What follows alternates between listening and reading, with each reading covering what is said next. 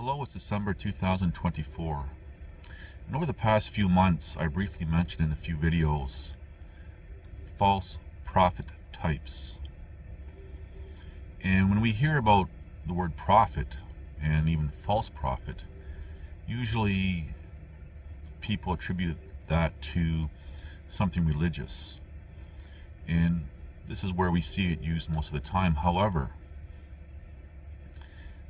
there are different definitions of that word, and there are two definitions which could apply to my use of it, but specifically one version of it does tie into how I used it. Now some of you might say, well, okay, so what? Well, we hear the term, especially among religious people, Christians primarily, always talking about false prophets, but they're not the only one who tend to use that term or the word prophet. Because when you look at the definition of a prophet being an effective leader of a group or a cause or something, perhaps even making some sort of promises or who knows what, depends on what the movement is. You can have people guiding a group who may appear to have a moral high ground or something inspired outside of the human normal, say.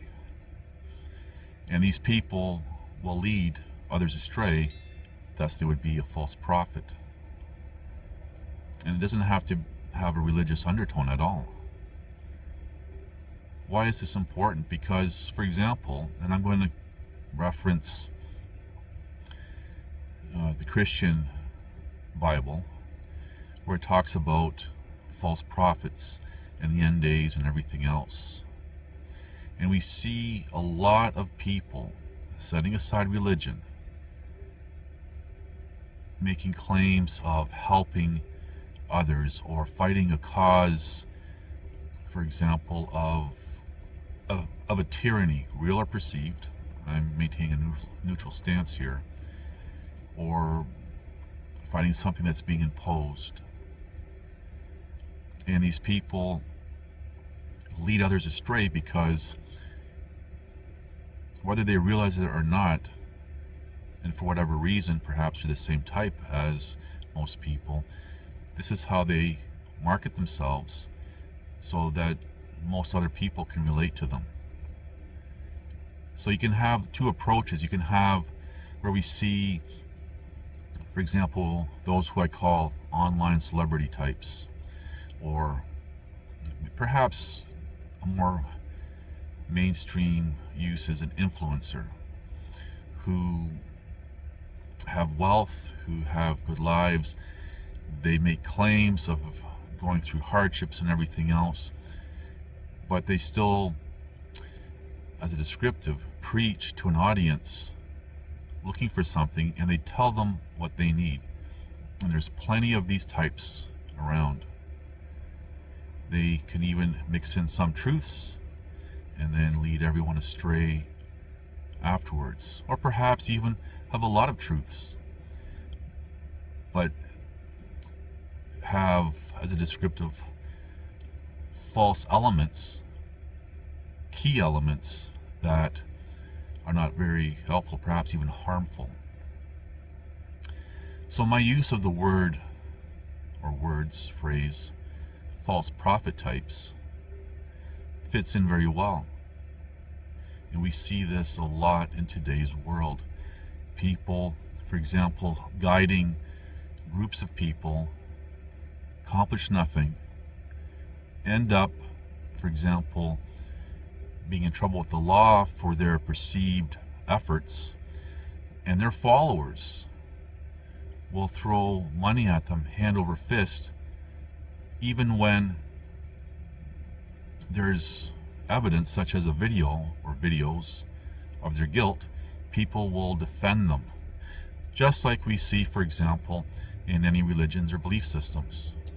And I'm even going to throw in pseudosciences, because pseudosciences do have their prophet types who promote whatever it is the topic is and lead their followers. The key is here prophets and false prophet types, and it doesn't have to be religious based. And we see a lot of false prophet types in today's world now, especially with the world going into so much chaos. But you could perhaps even put in as the one standard the wealthy type of prophet types, false prophet types, include politicians or people in perceived authorities and so forth. Now there's another type of prophet, false prophet, where they're not elevated by, for example, wealth as described, but they may be, or at least appear to be, at the same, for example, financial level or below the average person, the commoner. And these people are more appealing to the majority because the majority can relate to them. They can say, well, look at this person is living just like us. They know our struggles. They can relate to us. And what they're saying is what I want to hear, not what they should hear. Because in today's world, what people should be listening to can end up getting someone canceled. So then you have to play on people's emotions and so forth. So you have, I don't know how to describe it, you have the upper class as a descriptive prophet, false prophet types, and you have the middle and low class prophet, false prophet types. Again, we're talking about flavors of Kool-Aid, because you can have someone, for example, poor or middle class, looking at someone who is upper class and say, look, they must be doing something right. You can have even, for example, someone wealthy, a commoner type who's wealthy or wealthier or middle class, and look at a prophet, false prophet type who's poor, saying, look at, this is some sort of, how they're living is simple and whatever. Romanticizing either end of the scale. People have to be very wary of who they listen to, but they don't. Oftentimes people who they should be listening to, they don't offer any assistance, and then they say, oh, look at this individual, for example, may be struggling and they're asking for some help, and oh, well, that's their agenda. But yet they would go to someone, a false prophet type, and help them, or even help a billionaire with hundreds of thousands of dollars, which they don't need. Now they justify saying, well, I'm just showing my support. Yeah, but there's other ways to show your support.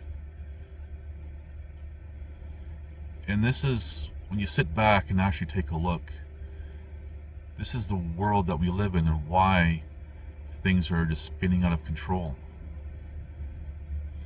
I remember seeing a meme a long time ago, and it pops up every so often, different variations of it, how there's two lines, and there's the line of truth and the line of lies.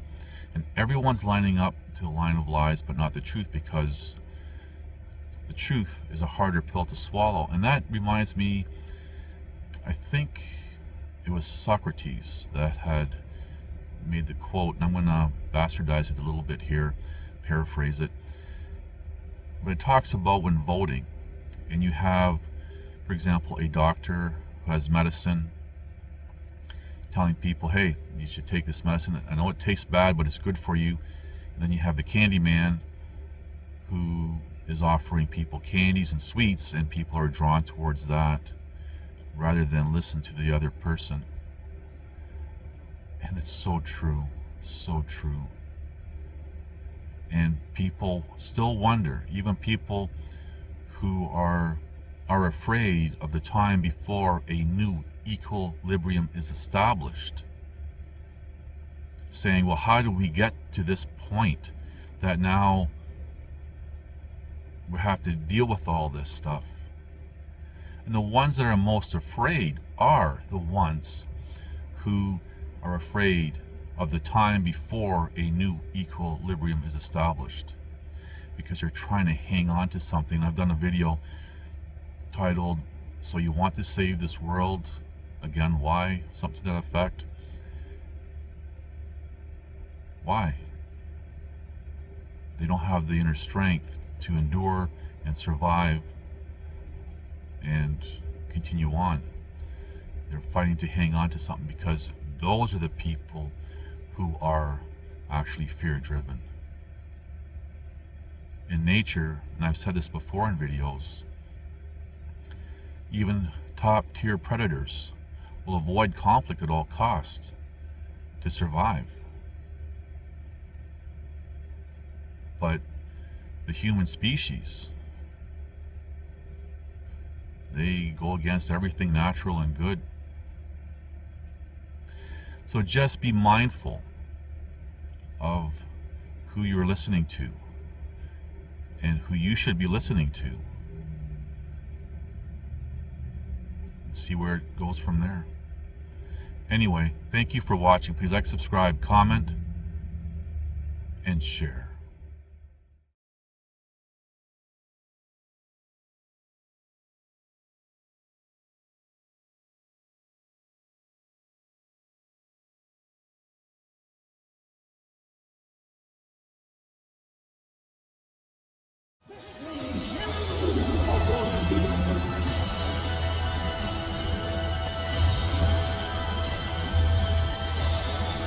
Listen to this and write it down if you can't remember it.